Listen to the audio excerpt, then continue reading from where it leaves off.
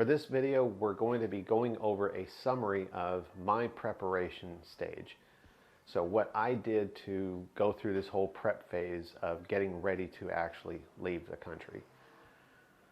So starting off, this video might be a little bit longer because I'm going to go into certain details, cover certain things. I'm going to be talking about mistakes that I made, that I learned, that hopefully will help you guys avoid making some of those same mistakes. Or things that I learned that I wish I could have done that maybe you guys will be able to do. So as far as like the passport, my passport had expired. I needed to get a new one, so got all that taken care of. Came over here with a brand new passport with the RFID, whatever. So brand new. Don't have any other stamps in it and everything. So I know that I'm going to have plenty of room in there for all my immigration stamps. It's good to go. My driver's license still has, I think, 5 or 6 years left on it before I have to renew it. So I don't have to worry about, losing my license fairly soon. I've got all of my important documents were all scanned. So I've got color scans and black and white scans. All of them are on flash drive. So if I need to go in and print any of this stuff out, military records, medical records, immunization records, whatever it might be, I have just tons and tons of these documents that have been scanned. They're on this flash drive. They're also backed up onto a external hard drive, so I can take care of that. But we're talking about literally a box full of paperwork that I need to keep, but I didn't want to have to try and put that in my luggage. So all of that paperwork has been secured, packed in a box, along with all kinds of other stuff. And that way, when I'm able to ship those boxes over here, I'll have the physical paperwork on hand. Until that stuff gets here, if I need anything, I can just take that flash drive, go down to one of the print shops, and boom, I can print that document out. No problem. Looking up for visas, I went and I just was doing tons of research on all the different visa types. I don't have a lot of money, so I can't go into like an investor's visa. I looked into the SRRV, the Special Retirees Resident Visa Program, and the whole $10,000, $20,000 investment deposit, whatever you want to call it. Obviously, I couldn't do that. But because I am prior military, I was looking into the military courtesy visa. It's only a $1,500 investment, whatever. The problem is there's a minimum age, 50 years old. I'm only 42, so I just looked over my options. Best thing is get a tourist visa, just keep on doing tourist visa extensions, and that would be that. Once I turn 50, so in 8 years, then I can go ahead and get my SRRV military courtesy option. Thing is, once I got here, started getting more and more into a relationship with Vina and realized that she was the one that I wanted to be with, so proposed and all that. Now we're engaged.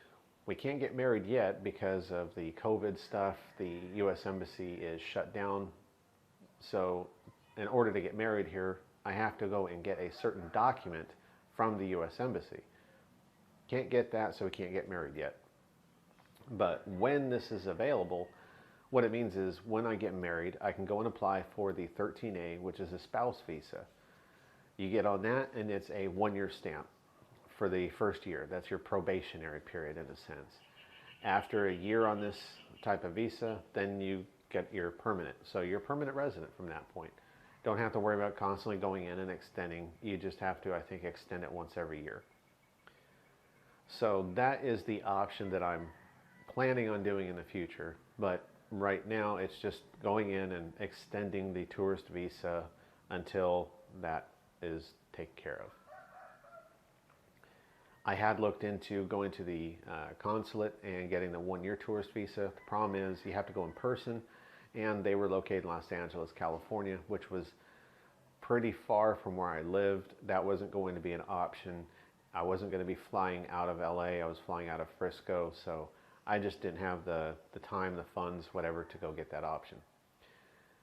As far as pets, as I talked about in the pets video, I really wanted to bring my cat with me, but looking into just what it's going to be like for him here, he's already an adult cat. He is just not going to handle it well here. I can tell already. Plus just the trauma, whatever that would happen from the transport of bringing him here. I just didn't want to go through that. So unfortunately, I had to let him go. I want to make sure he had a good home, and my mom was willing to take him. So I've been talking to my mom quite a bit since I've been here, and he's doing really well. In fact, there was another cat from one of the neighbors, so now he's got 7 kids. So my parents, my mom always makes jokes about I've now got 7 grandkids. But he's doing well. So as much as I miss him and everything like that, it does cause, I don't know if you call them nightmares, but just not great dreams about missing my buddy. But I know he's in a good place. He's happy. He's getting fed. He's getting played with. He's got his toys, his treats. He's a part of the family there now. So they're doing really well. He gets along well with my mom and their dogs that she has. So he does really well out there. So at least that worked out. As far as deciding what items to keep and what to get rid of, like I mentioned, I did a lot of research to see certain items that I had that some of it was worth a good amount of money, some of it was not, but various things that I grew accustomed to, I was connected to them because they were just a part of my daily life. They were things that made my life more easy, convenient. And doing my research, I could find that those items would either be very difficult to find here or very expensive to reacquire. So I chose to keep some of those items. Some of the stuff that I personally decided to keep, my nice cutlery. I have some really nice Zweiling knife sets, block set and everything. These knives, like the 8-inch chef's knife, when I got it was like $130 on sale. I mean, these are very good quality German-made knives. So I wanted to keep those. I didn't want to try and figure out how to get good cutlery. I like to cook, and when I'm prepping, I like to make sure I have the proper tools. So I kept all of my good knives. I secured them, oiled the blades, pack everything up properly so it's not going to get jacked up. And it's in a box. My silverware, I had some really good high quality silverware. So I took all that, did the same thing, properly secured it, packaged it up so that I can have it shipped over here later. I have a couple really good cutting boards. These aren't cheap wood cutting boards. These are the high-end plastic type stuff. I mean, one of them is a very, very large cutting board, which is great for everything from the big watermelons to prepping certain vegetables. You've got lots of room to work with. And then I've got a smaller, really durable cutting board that I just figured cutting boards here, they're not going to be all that great. They kind of wear out. They're cheap, so you just keep replacing them. But these are cutting boards I've had for over 6 years, and they're still great. So they're not hard to pack. It's a cutting board, right? It's thin. They fit in a box, didn't take up much room.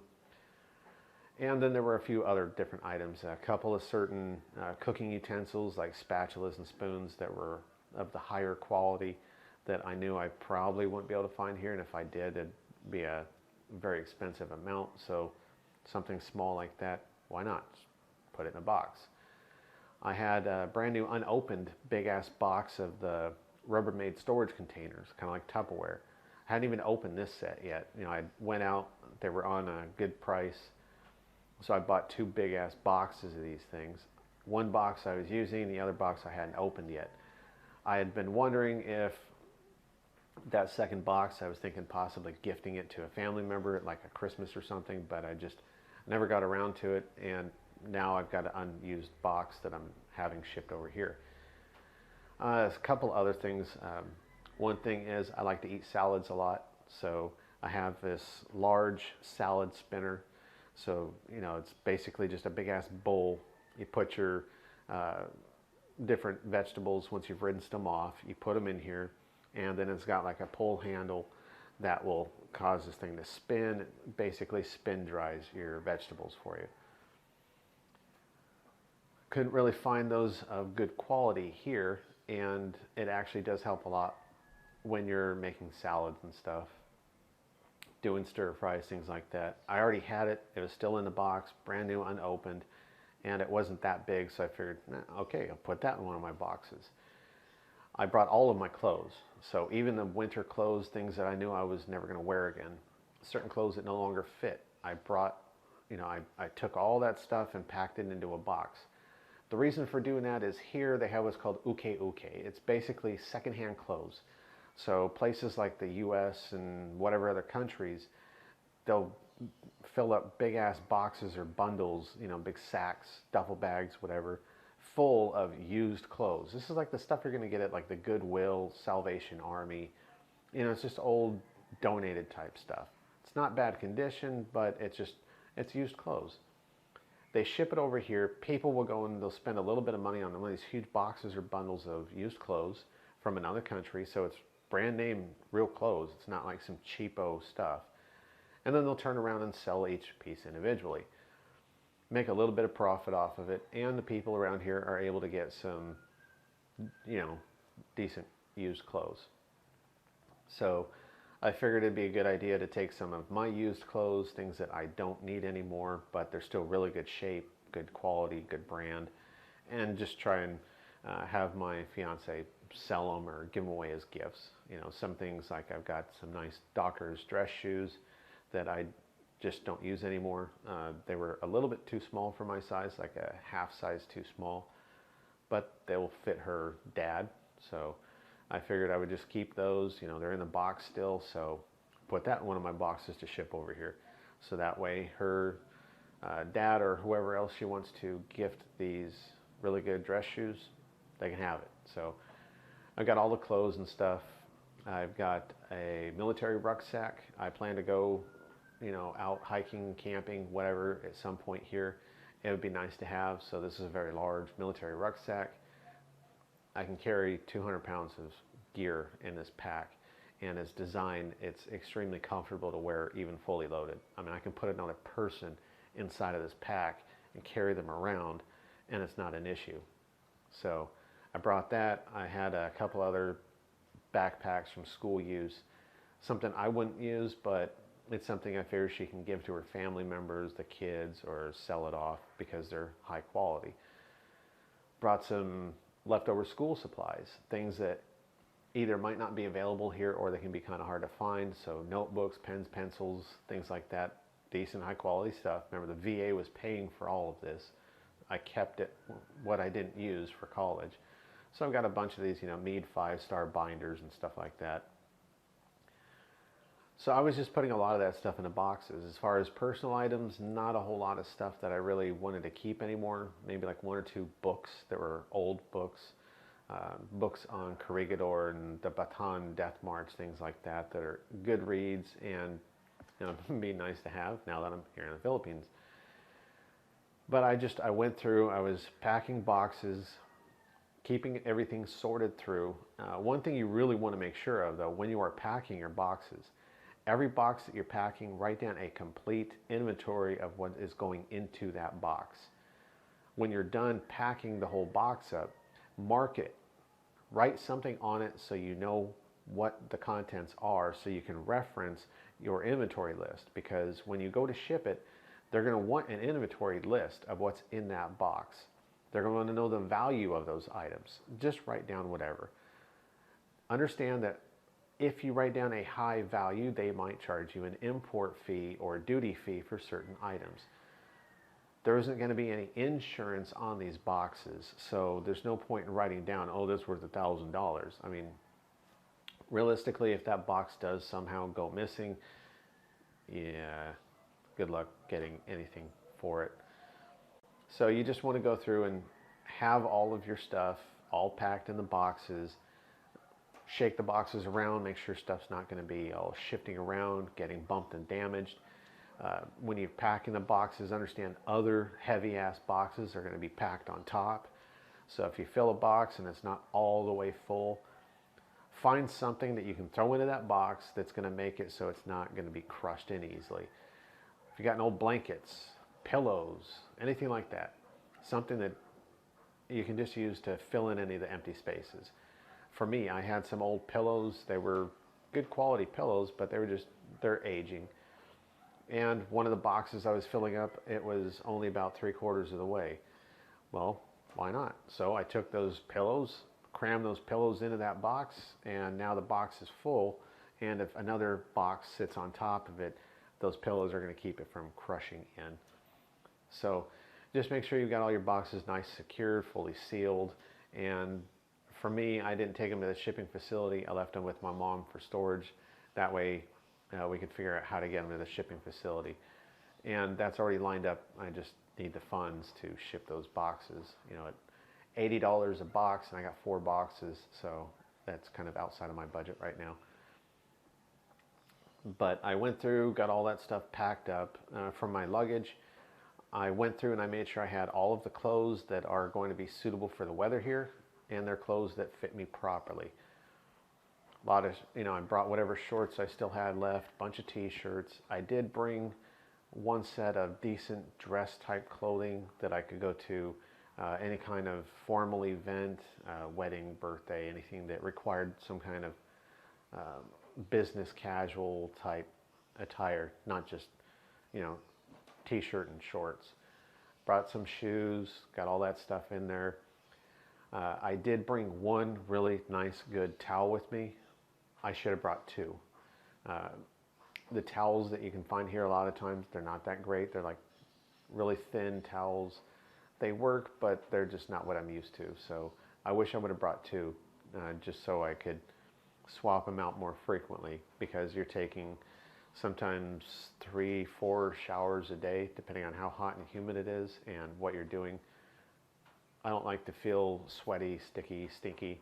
So yeah, I'm taking a few showers every day. And when you're using your towel 3 or 4 times a day, and you're only doing your laundry once a week,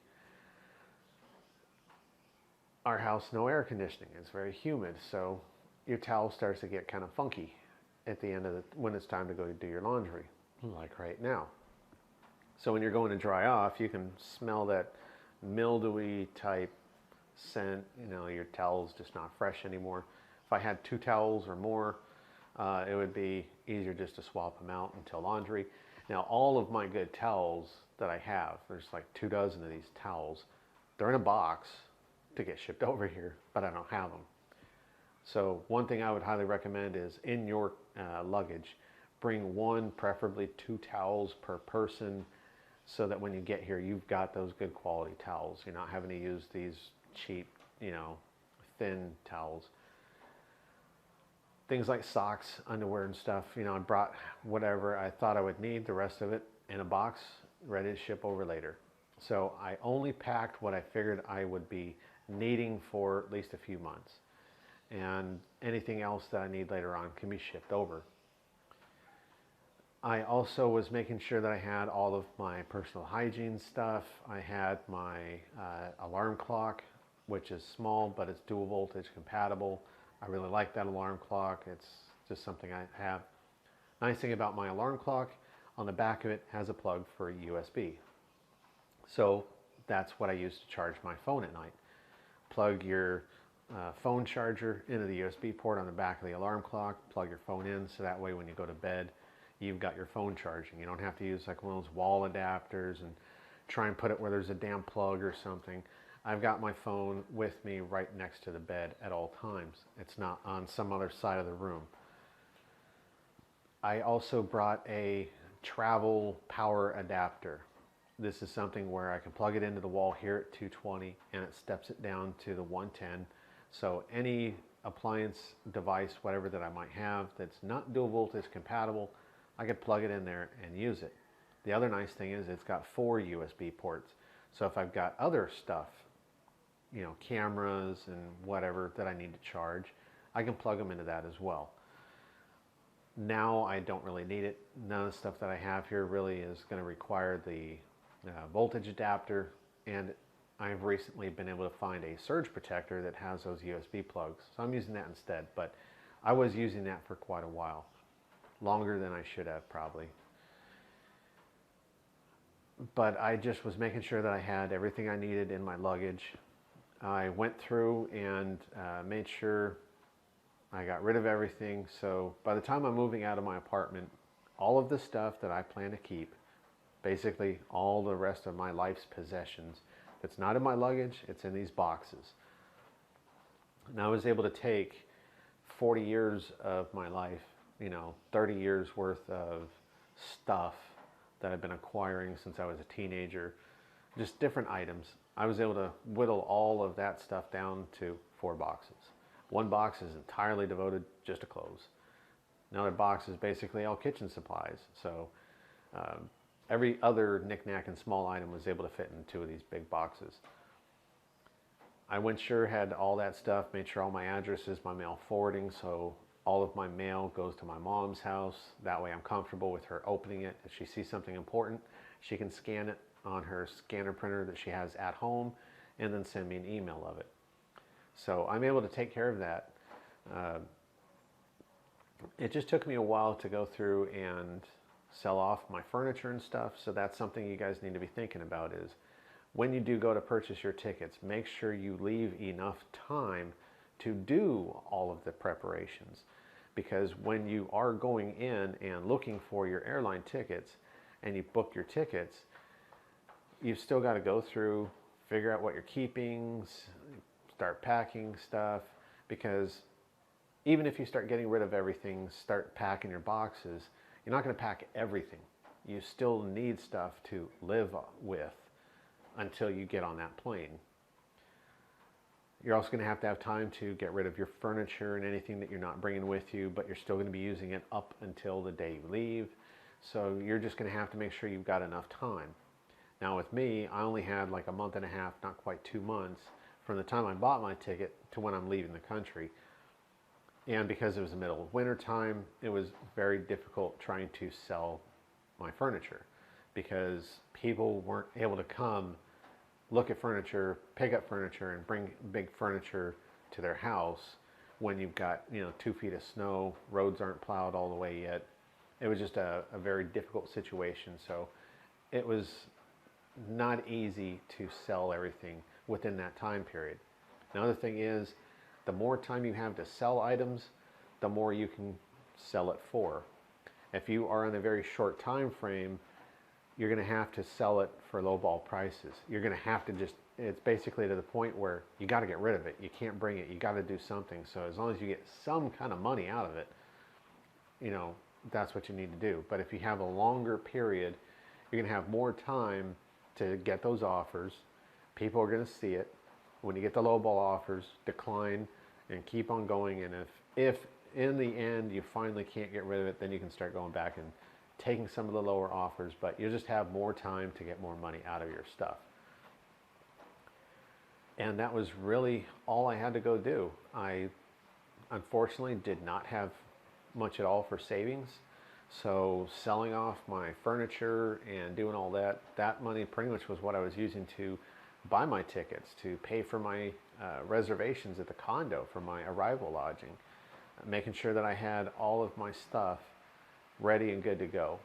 So by the time I was getting on a flight, I had just enough money saved up to last me for the 3 weeks that I would be here in the Philippines to cover my food, my transportation, and whatever other expenses.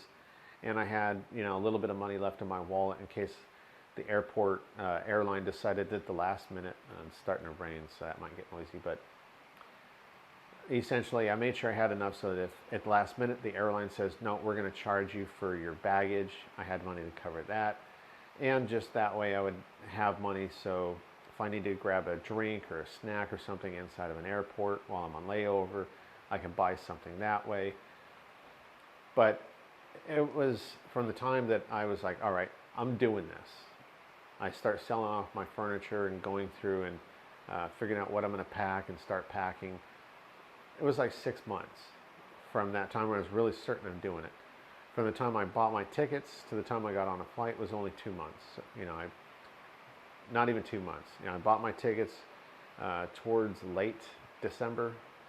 I think it was December 18th or 19th of 2019, and then February 10th, 2020, just a little bit less than 2 months, and I'm on a flight. So I didn't have a lot of time.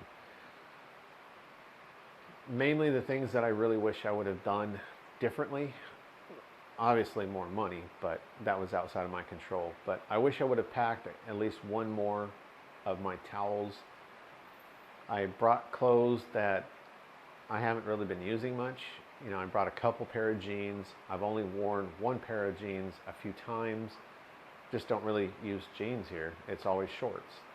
I didn't have that many shorts anymore that fit. I should have gone and got a couple more pair of shorts, because finding decent quality shorts here, my size, not that easy. I think I brought plenty of socks and stuff.